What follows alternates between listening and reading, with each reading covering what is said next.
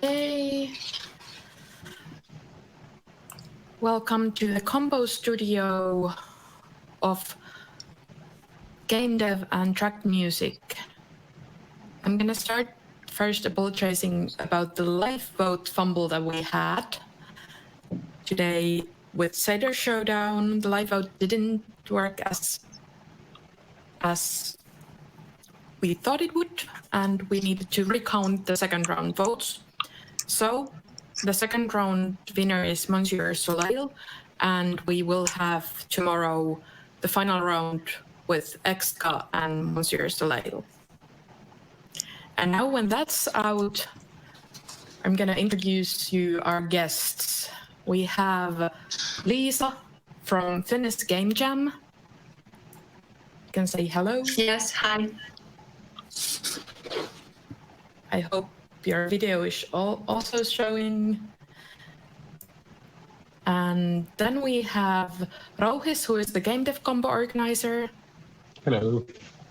You are here to talk about the Gamedev combo. And then we have Detail of Xenon. Hello. Mayday of Hedelma. And Mayor, the track music combo organizer. Hello, hello. So you're here to cover the track music part. So that was a great start for assembly combos today. So what's special in Gamedev combo and assembly, Rohis? Like, why do we have a combo here? Why it's so much fun? Well, it gives small teams and small doers like possibility to do something fun and sometimes maybe not so commercially viable games, and also to try out their skills and to practice a little bit and get some feedback about their game design ideas. Yes. Yeah. So how did you feel this year's competition? We had only 4 entries, but they were pretty interesting. There were several platforms, for example. Yeah, I think we had like a more old school entries than usual, even though we had like less entries than usual. But yeah, definitely Amstrad was a nice surprise. I think I haven't seen any games in our competition, at least for the platform. Yes, I think so too. How did you... Well, Lisa, have you watched the Assembly Gamedev competition before? Yeah, I saw it in parts, at least definitely last year. And it was a bit breathtaking for me because I'm not having a, let's say, a game development background. But my brain works in a way that I start to see the particles or action that is happening, and I start to think how it can be applied, like in the games or somewhere else. And sometimes the thoughts take you really, really far that you forget where you started. Yeah. Did you enjoy the combo today? Yeah, and I was again. I'm kind of newbie a bit about the combos, but I really liked the Monsieur Soleil, and I was surprised that okay, he's going forward. So maybe I understand even something, even though I'm just a, let's say, more like outside viewer. But yeah, very impressive and kind of catching the eye, and you're going into the action. What's happening? If we talk a bit about the Gamedev entries, what were your highlights of the Gamedev entries tonight? Mine or Rohis. Yeah. You can all say what you like here. Like everyone can voice their opinion. Yeah, well, I think the Corsair trainer was definitely one of my favorite because there was a lot of polish in the game that it was really thick and through, and there was even boss fights that we didn't even see in the video and stuff like that. And I think the other one was the game M470 that was also kind of a nice take for the Snake game. Yes. Redo the old one. Yeah, even though it's quite well, I don't know if you can see it so well in the video, but there is lots of strange things happening. Also, like boss fights that you have to do and stuff like that. So it's quite different. Yes. Yeah, for the Corsair, I noticed that also in the chat people were noticing the color palette. It was so simple, but it's so outstanding in a way. Even though the logo wasn't really recognizable at the beginning, but the piece itself was pretty impressive.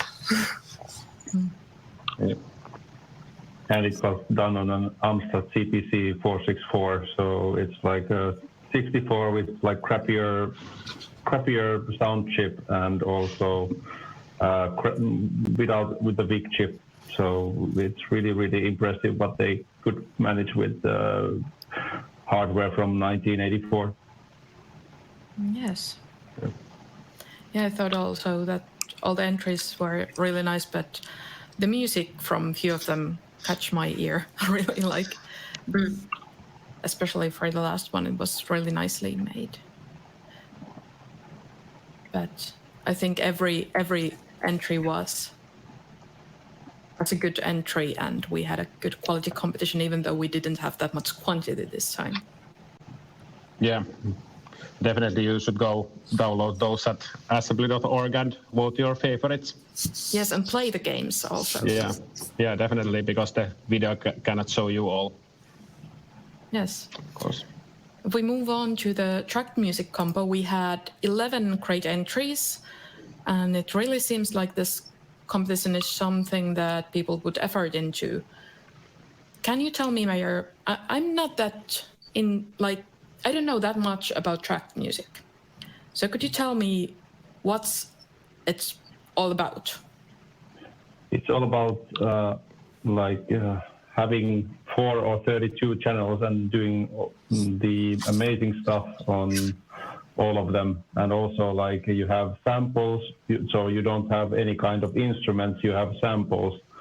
So it's really difficult to get, for example, rock and roll music to sound like the entry number 8. I think it was the one that actually brought like this Machine Supremacy cover, kind of cover, not in itself a cover, but like similar style. Okay. Yes. We go through the entries a bit. What were your, if you said like, well, what were your first impressions of this combo? If we start from maybe Detail. All right. There's a lot of crazy tunes in there, and I like the fact that most of them reminded me of Amiga scene music. Maybe that's just me because I'm coming from Amiga tracker stuff. But like number one had like a straight up Amiga Gate type of sounds, and there was like Amiga Jungle type of thing in the number 3. Then there was like a it was sort of almost like a pastiche of some old Dizzy and Heatbeat songs. The number 5, which are called I think it was No Use Trying. It had a jazzy chord and an analog synth lead type of chilled out vibe. So and I really have to be the first one to mention number 9, Eldon Square's Thinking Park, which is probably the craziest track I've heard this year. It was like new metal Amiga stuff with Korn vocal samples, and I don't know what the other one was, maybe Soundgarden, but it was like a straight up candy piece, you know. Yeah. and it would have, I think it would have blown people's minds if it was like a demo soundtrack in the 90s. It was saying so often yes that it's hard to say no to it. Yes. What were your kind of first impressions and highlights of the combo Mayday? By the way, you're muted. You're still muted.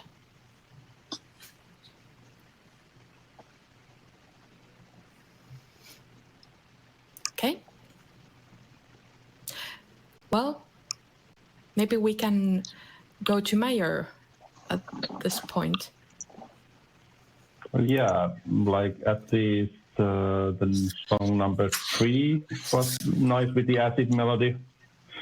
And then there was also the song number 10, which had the electronic sounds and also really, really nice production. And the rock and roll song I actually already mentioned, that was some really, really nice usage of like stereo panning on a XM module. It's like, if you hear it on headphones, you cannot tell that is actually a module. Mm-hmm. So, yeah. I have marked this one as the also kind of rock and roll, and it almost felt like classics with classical guitar hit ending, you know, like in the end, like with the final stripe or something. Yes. Can somebody tell Mayday to click on the mic so he can unmute himself? Yes. Over there. Can you see it? Yes, it's. I really want to hear what Mayday has to say. Yeah, I also want to hear what he's saying. Click on the mic button. Yeah, and just use the mouse to go down. Okay. Yeah, all right. We can hear you. Sorry. Too many buttons. So what's up, man? Yes, everything is okay now.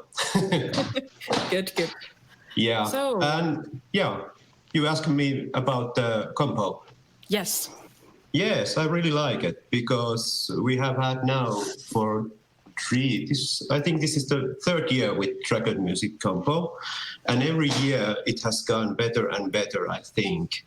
And the highlight of this year, I think it was there was many chip style music, chip tunes, and the overall quality, I think, this year was very great.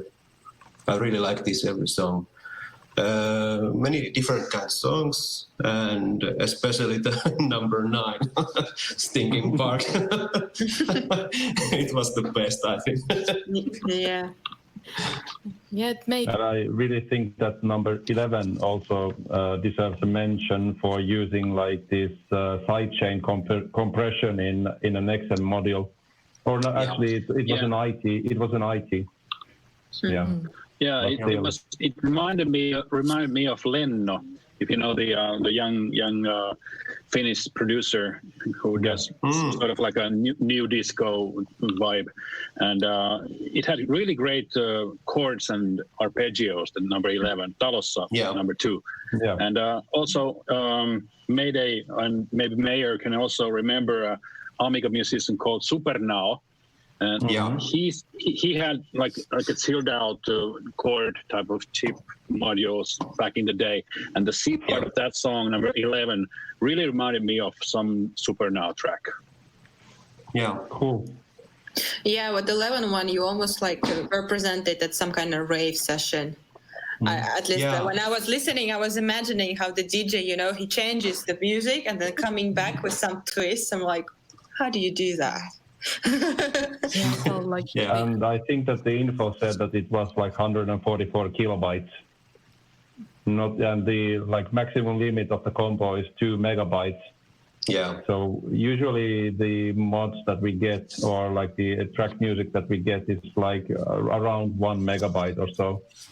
And that was like 144 kilobytes. So really nicely done.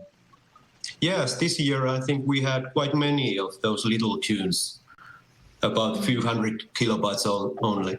Yeah, that's awesome. Yeah. Yes. Also, when I kind of listened to the compo, it was just like flowing through my ears. I had to take care of some other organizing business at the same time, so I didn't have time to write notes from the compos, but it was just really like, it was just so nice to listen to the compo. Yeah.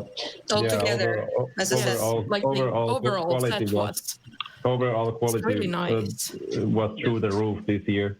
I was like mind blown when I was listening to the tracks. There wasn't like any that were like subpar or anything. So yeah, one track that deserves a mention. Lisa was talking about rave, and I sort of heard like a early rave type of influences in number 8 was called Polarstern Brutalism or something like that. Yeah, I agree. It had a sort of 90s techno Dr. Baker vibes with just like a rougher beat and classic beep techno sounds. And I think it could have been in a faster tempo. Like this, it was like a 90s type of retro thing, but no, it could have worked as a quicker or faster, more like 140 or something. Yeah.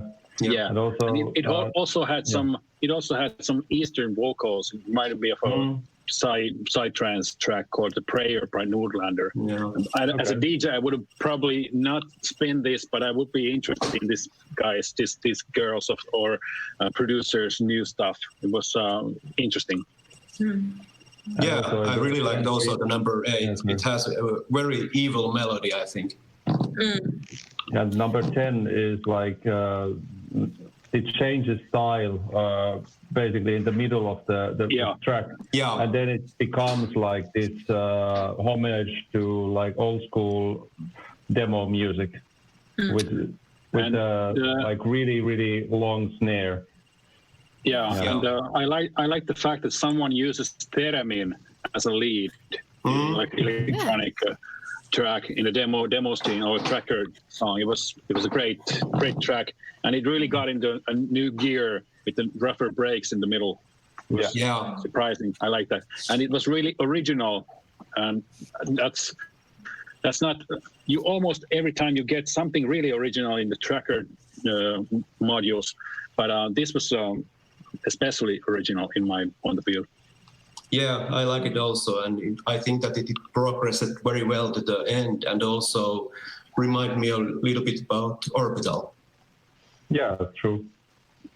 Yeah. I think another track that might be also worth to mention is number 6.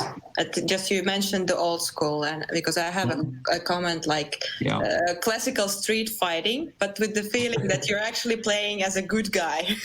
Yeah. And it had really legendary samples. Orchestra hits. Yeah. Okay. That's what you need if you make a tracker tune that bows to the legends of the yesteryear. It's got to have like space synth, tom fills, and orchestra hits. And this was actually, I think this is going for a type of thing that the Jester of Sanity used to make. So that's a good thing in my book. Yeah, Jester is a legend.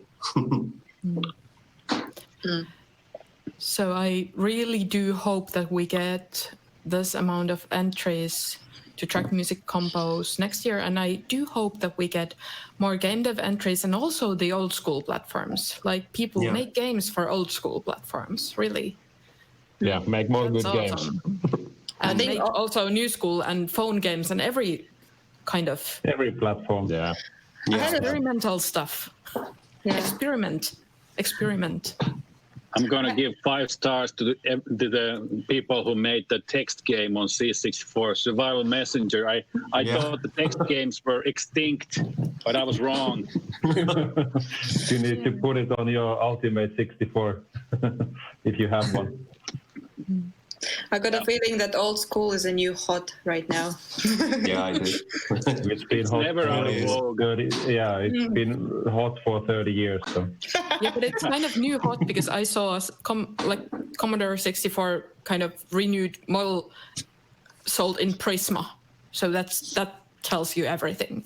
That's the T64, and then there's also one FPGA one, which is the Ultimate 64, which is basically like having like real 64 with HDMI and SD card reader.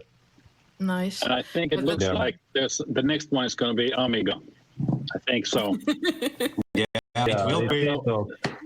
So you can expect to see Amiga in Prisma and Giganti in a year or so. Yeah, let's hope so. Now we have like Super Nintendo and C64 and remakes. So Well, hopefully you can make music on the Amiga that is sold in Prisma.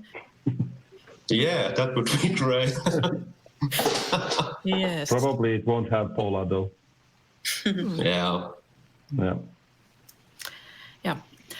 Okay, final words from everyone. What would you like to say to our viewers from this Compose? Let's start from Lisa. As I said at the beginning, it's very not only entertaining but also makes you think when you're observing all these sessions, and they help you to find something new for yourselves as well. And as I said, like with the music, they put you in certain mode, like your brain, they put it into certain mode that you didn't experience before. That's kind of already worth just the experience. Okay, Detail, any final words? I've been making music since like 92 or something, and having like MIDI keyboards and all kind of modern type of like plugins and software and analog synths and stuff. But I still think that the most interesting way to make music and the most demanding is tracked music. Using only like 4 channels and samples with like 1 meg of memory or something like that. That's when it really like it measures the imagination of and the skills of the people making the tracks. So I really hope the track music is something that Assembly holds on to in a compo, because it's something that it's really, I think it might look really interesting to someone who has never done anything with trackers. If you haven't, go and make something. It's worth it. Will do after this broadcast. Okay, Mayday, any final words? Yeah, I agree with Detail because I think that tracker combo is one of the basic elements of the demo scene, and I was really happy that it came back a few years ago, and I'm pretty sure that it will stay a long time in Assembly, and I really hope that also. And yeah, people, make more models, keep the scene alive. Okay, Rohis, any final words? Well, of course, make more and better entries and keep experimenting and nice compos. Remember to vote. Yes. Okay, Mayor? Yeah, first and foremost, remember to vote. And I would say that go and search for PT clone or FT clone so you can actually start working on your track tunes with the Fast Tracker or Pro Tracker, or you can use also OpenMPT, which is a nice tracker. That's how you get along, and then you just need a bunch of samples and a bit of curiosity and patience, and that's how you do it. And I would like to say also thanks to Aiming for a lovely set in Seder Showdown. I will be doing the DJing myself tomorrow, so stay tuned. Tomorrow at 22 Finnish time, I will be there playing some 12 inches for you guys. Yes. So, I think we're done with the Compostudio for this evening. Remember to vote, go make modules and games, and have a good night. See you tomorrow. Bye. Thank you. Hey. Bye-bye. Good night. Good night. Fine. Nyt sulla on mahdollisuus tulla kertomaan sun parhaat assumuistot vuosien varrelta. Ja tämä tapahtuu ensi perjantaina kello 15.00 Pehukuumassa linjassa. See you there. Sinä hyödyt siitä, mitä Jims tietää. Jims.fi This is Jake. His data just leaked online. If Jake doesn't react, a fake Jake could ruin his life. Luckily, Jake has F-Secure ID protection, which helps him prevent identity theft.